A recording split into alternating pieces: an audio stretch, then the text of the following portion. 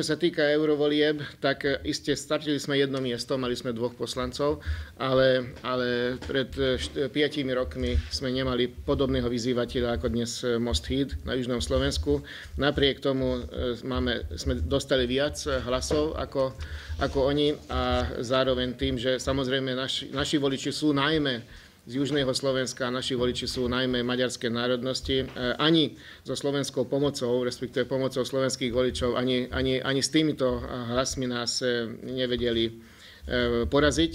Takže je to z tohoto hľadiska úspech pre nás.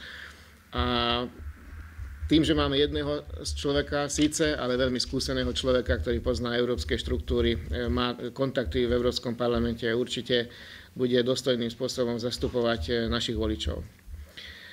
Čo sa týka zajtrajšieho dňa, isté, že vyjadrujeme blahoželaniu k novému prezidentovi Slovenskej republiky Andrejovi Kiskovi k zajtrajšej inaugurácii a vyjadrili sme očakávanie, že sa bude pán prezident aktívne spolupodieľať na úsiliach voči asimilačným procesom ohrozujúcim maďarskú menšinu na Slovensku. Hovoríme to preto, lebo ešte raz opakujeme, že je o 110 000 Maďarov menej ako pred 20 rokmi. Už asi toto číslo je väčšie, lebo toto číslo vyšlo v roku 2011 na základe sčítania obyvateľstva. A už odtedy uplynuli 3 roky, takže pravdepodobne toto číslo je ešte hrozivejšie pre nás. A z toho dôvodu teda blahoželáme pánovi Kiskovi, ale dúfame, že bude zohrávať aktívnu úlohu a bude nápomocný k tomu, aby aj menšinová identita mohla byť zachovaná na území Slovenskej republiky. V tomto smere prezident môže zohrať kľúčovú úlohu, aby spolunažívanie, aby slovensko-maďarské vzťahy boli dobré nie len na medzivládnej úrovni a medzištátnej a medziparlamentnej úrovni, ale aj na úrovni komunít a jednotlivých spoločností. Ďalej sme konštatovali, že vláda Roberta Fica a vláda Smeru vlastne siaha po tých istých nástrojoch v hospodárskej politike, ako to bolo v niektorých susedných krajinách, a čo sme doporučili aj my pred 2 mesiacmi, sme tu mali spoločne s podpredsedom pre hospodárske otázky Ivanom Farkašom tlačovú besedu, kde sme poukázali na to, že na zníženie cien režijných nákladov, respektíve energií, je možné a tam sú veľké rezervy a Slovenská republika môže redukovať ceny energií a môže výrazným spôsobom vláda ovplyvňovať pozitívnym spôsobom výdavky občanov Slovenska. A sme veľmi radi, že proste Smer nastúpil na túto politiku a do určitej miery naše odporúčania brali vážne a takýmto spôsobom sa budú snažiť pomáhať občanom Slovenskej republiky. Je to správny krok a len to časovanie je do istej miery kritické, lebo môže to byť už trošku neskoro. Vláda už by mohla takéto znižovanie iniciovať oveľa skoršie, ale bohužiaľ nedošlo k tomu, ale nevadí. Aj keď sa to uskutoční teraz, tak čakáme na to, že čo najrýchlejšie vláda príjme patričné opatrenia a bude to zrealizované. Ďalej sme konštatovali negatívne, že doposiaľ nedošlo k vymenovaniu splnomocnenca splnomocnenca vlády pre národnostné menšiny. Napriek tomu, že tento post už je dosť dlho voľný a neobsadený a boli rôzne sľuby zo strany vlády, že dojde k vymenovaniu splnomocnenca, tak tento post zatiaľ obsadený nebol. Čakáme na to, že sa to uskutoční a bude nový splnomocnenec intenzívne komunikovať aj s mimovládnymi organizáciami, teda občianskymi organizáciami, aby aj ich predsavzatia boli splnené, aby mali dôstojné zastúpenie všetkých poradných orgánov, nakoľko dnes to tak nie je.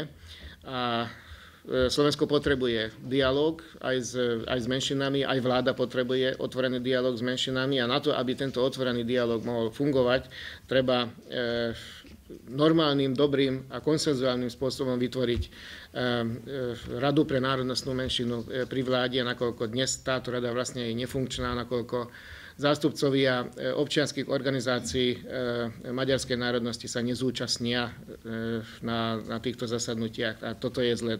Predsa sme najväčšou menšinou na Slovensku a naši zástupcovia, respektíve zástupcovia maďarskej menšiny by tam mali sedieť v tejto republikovej rade. Takže vyzývame vládu, aby čo najrýchlejším spôsobom nominovali splnomocnenca do tohto postu. Ďakujem pekne, to je asi všetko. Nech sa páči, ak máte nejaké otázky. Nech sa páči. Dobrý deň, Miroslav Kohutová, ja sa ešte vrátim k tým komunálnym voľbám nachádzajúcim. A ktoré regióny možno budú pre vás takou prioritou, ktoré naozaj chcete získať, čo sa týka postu primátorov, starostov a tak ďalej? Isté, každý región je dôležitý a priority pre nás trošičku sú v súlade s tým, že kde žije väčší počet maďarskej národnosti a z toho dôvodu skôr mestá ako Dunajská Streda, Komárno sú pre nás kľúčové, ale máme doteraz primátorov napríklad v Moldave nad Bodvou, v Tornáli máme primátorov v Kolárove, vo Veľkom Mederi, v Šamoríne. Takže všade, kde sme doteraz mali primátorov, tak považujeme za prioritné mestá.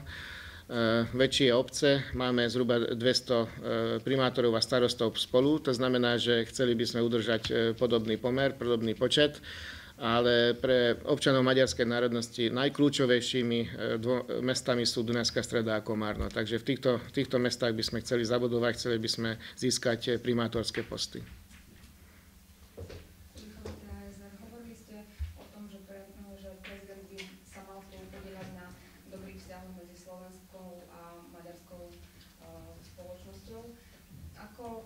Slovensko-maďarským vzťahom napomáha otváranie otázky územnej autonómie, to ste nedávno otvorili, teda konkrétne pán Čáky.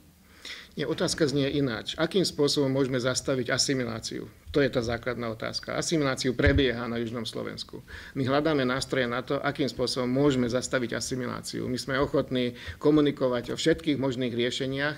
My sme ochotní komunikovať s každým politikom, ktorý je otvorený k tomu, aby uznal, že na Slovensku prebieha asimilácia, že je to veľký úbytok občanov maďarskej národnosti a z toho dôvodu hľadáme riešenia. Základným problémom je to, že je tu asimilácia. Územná autonómia pomôže zabrániť asimilácii? Každá forma, ktorá posilňuje inštitucionálnu ochranu menšiny, pomáha, samozrejme. Podobným spôsobom funguje to v niektorých západoeurópskych krajinách. Takže my potrebujeme inštitucionálne, finančné a legislatívne posilnenie ochrany menšinovej identity na Slovensku. Pre nás sú všetky otázky aktuálne, ktoré umožnia, aby sme zastavili asimilačný trend. A budeme spolupracovať každým, ktorý v tejto veci bude otvorený. Ešte niekto?